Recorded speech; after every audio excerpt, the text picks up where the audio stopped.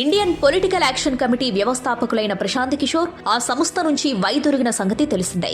ఇక ఆ సంస్థకు తనకు ఎటువంటి సంబంధం లేదని స్వయంగా పీకే స్పష్టం చేశారు. మరోవైపు తమ సేవలు వైఎస్ఆర్సీపీకి కొనసాగుతాయని ఐపాక్ సంస్థ క్లారిటీ ఇచ్చింది. ఈ విషయం తాజాగా బయటకొచ్చినప్పటికీ సంస్థాగతంగా ఈ మార్పు ఎప్పుడో జరిగిందని నిపుణులు అభిప్రాయపడుతున్నారు. దేశంలోనే ఎన్నికల వ్యూహకర్తగా పేరు తెచ్చుకున్న ప్రశాంత్ కిషోర్ ఐపాక్ నుంచి బయటకు వెళ్లిపోవడంతో ఇక ఏపీలో ఆ సంస్థ వ్యవహార శైలి అడ్డు అదుపు లేకుండా ఉన్నట్లుగా ఆరోపణలొస్తున్నాయి.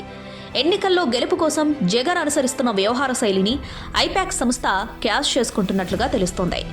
ప్రస్తుతం జగన్మోహన్ రెడ్డి రాబోయే ఏపీ ఎన్నికల్లో గెలుపు కోసం విశ్వ ప్రయత్నాలు చేస్తున్నారు. పక్క రాష్ట్రం తెలంగాణలో కేసీఆర్ నుంచి గుణపాఠం నేర్చుకుని తాను ఆ తప్పు చేయకుండా ఉంటే గట్టెక్కుతానని బాగా నమ్ముతున్నారు. అందుకు అనుగుణంగా సిట్టింగ్ ఎమ్మెల్యేలను మార్చేయడం, కొంతమందికి స్థానచలనం కలిగించడం వంటివి చేస్తున్నారు. దాదాపు 60 నుంచి 80 వరకు ఎమ్మెల్యేలపై ఈ ప్రభావం ఉంటుందని అంచనా. అందుకు తగ్గట్లుగా ఇప్పటికే ప్రజా వ్యతిరేకత ఎదుర్కొంటున్న ఎమ్మెల్యేలను తాడేపల్లికి పిలిపించుకొని మొహమాటం లేకుండా తేల్చి చెప్పేస్తున్నారు.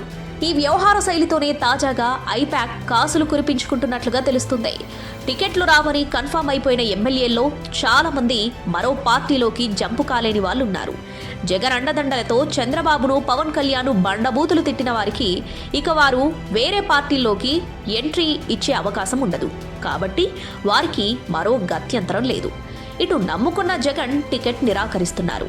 దీంతో చేసేదేం లేక ఆ ఎమ్మెల్యేలు సీక్రెట్ గా ఐపాక్ ను ఆశ్రయిస్తున్నట్లుగా తెలుస్తోంది. తమ నియోజకవర్గం నుంచి తాము మాత్రమే గెలుస్తామని జగన్ కు సిఫారసు చేసేలా ఒప్పందం మాట్లాడుకుంటున్నారు. ఐపాక్ చెప్పేది, వారి సర్వేలు జగన్మోహన్ రెడ్డి వేదంలా భావిస్తూ ఉంటారు కాబట్టి ఇది వర్కౌట్ అవుతుందనేది ఆ ఎమ్మెల్యేల భావన. దీంతో తమ పేర్లనే వారి వారి నియోజకవర్గాల్లో సిఫారసు చేసేలా ఎమ్మెల్యేలతో ఐపాక్ కీలక ఉద్యోగులు రేట్లు మాట్లాడుకుంటున్నారని ఆరోపణలొస్తున్నాయి. ప్రశాంత్ కిషోర్ వైదొలగడంతో ఇక తాము ఆడిందే ఆటగా వ్యవహరిస్తున్నట్లు తెలుస్తుంది. ఎలాగూ వైసీపీ ఓడిపోతుందని బలమైన అంచనాలున్నాయి. అందుకే ఎమ్మెల్యేల రూపంలో అంది వచ్చిన ఈ అవకాశాన్ని సద్వినియోగం చేసుకుని దొరికిన కాడికి ఇప్పుడే నొక్కేయాలనే యోచనలో ఐపాక్ ఉన్నట్లుగా వార్తలొస్తున్నాయి.